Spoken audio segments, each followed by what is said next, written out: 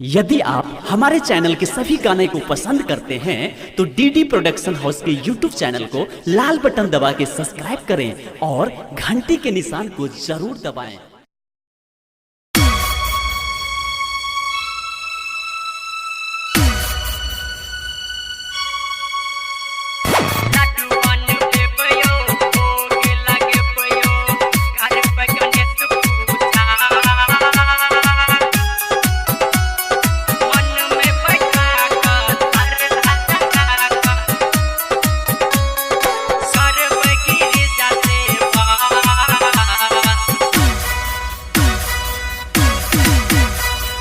लड्डू बनबेबयो भोग लगेबयो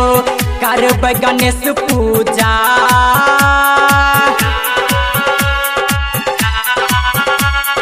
मन में बैठा कर श्रद्धा जगा कर करब गिरिजा सेवा करब गिरिजा सेवा लड्डू बनबेबयो भोग लगेबयो करब गणेश पूजा मन में बैठा कर श्रद्धा जगा कर करब गिरिजा सेवा।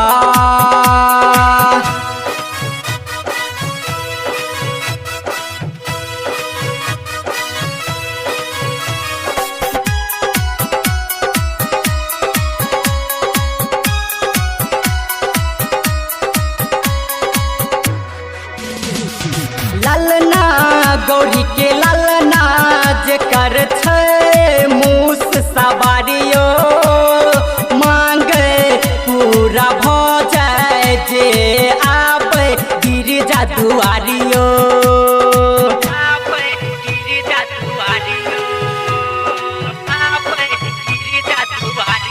हाँ ललना गौरी के ललना जेकर छै सवारियो मांगे पूरा भ जाए जे आबै गिरिजा दुआरियो कके तैयारी मुस्के सवारी लहर जकर धूजा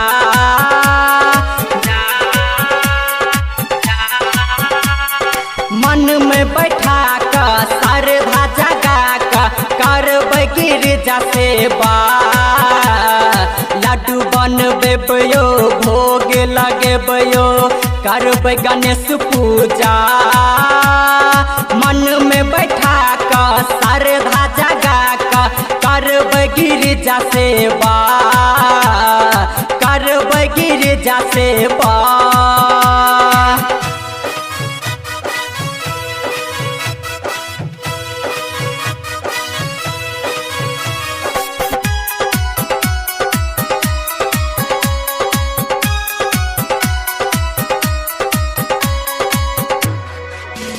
हे गिरजा गौरी ललना रखबै हमरो ध्यान एलो हम शरण में करै छी अहाँ के प्रणाम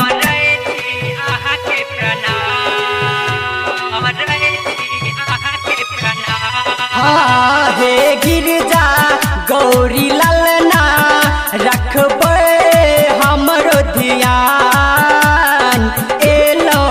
हम शरण में करै छी अहाँ के प्रणाम प्यारे लाल जितेंद्र भजन सुनाबे मगन अही में देवा